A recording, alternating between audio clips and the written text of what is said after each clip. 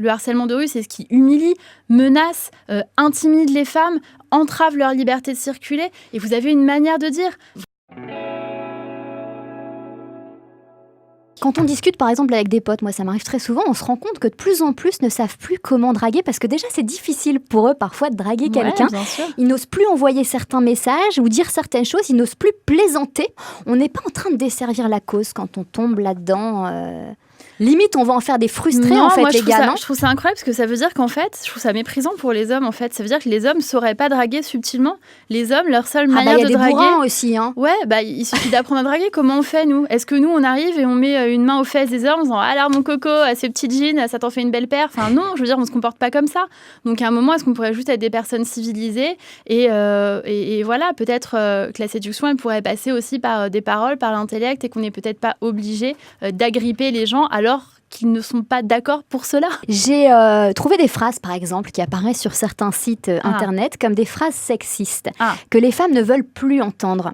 Exemple, t'as tes règles ou quoi ?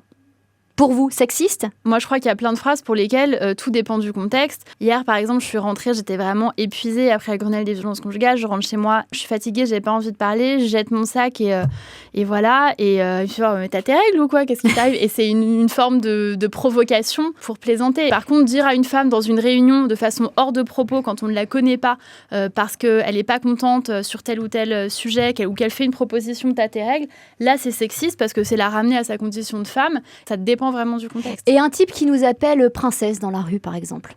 C'est du harcèlement de rue, ça ? Ça dépend encore une fois du contexte. Mademoiselle, t'es charmante. Ça dépend aussi du contexte. Quelqu'un qui passe... Moi, ça m'arrive dans la rue de dire à des femmes que je les trouve très élégantes. Moi, j'adore... ouais, bien sûr, ça m'arrive souvent. J'adore regarder les styles des femmes. Voilà, hier, j'ai vu une femme qui était magnifique. Elle avait une espèce de porte-cigarette à l'ancienne.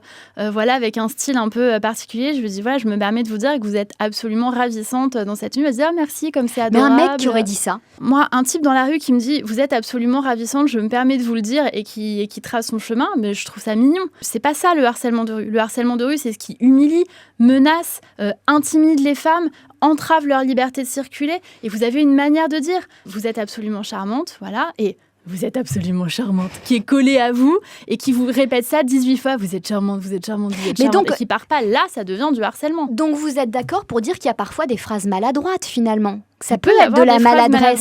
Comment on fait pour différencier ? C'est hyper compliqué. Je vous en parle parce qu'on en a parlé dans l'open space tout à l'heure et qu'on met le curseur différemment selon les personnes avec qui on parle. Quand on a un doute, on s'abstient. N'importe quel homme, quel que soit ce à quoi lui-même ressemble, se sent obligé de donner son avis sur le physique des femmes.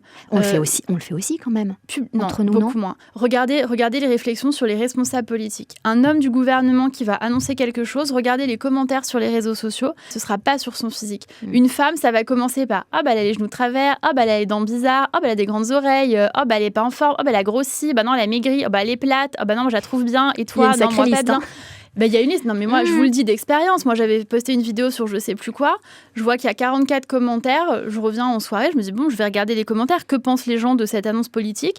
Les 44 commentaires, c'était des débats pour savoir si j'étais, je cite, bonne ou pas. Et des hommes que je ne connais pas, qui débattaient entre eux pour savoir s'ils me trouvaient à leur goût ou pas. Enfin, d'abord, j'aurais rien proposé à personne. Et ensuite, on ne fait pas ça à des hommes politiques.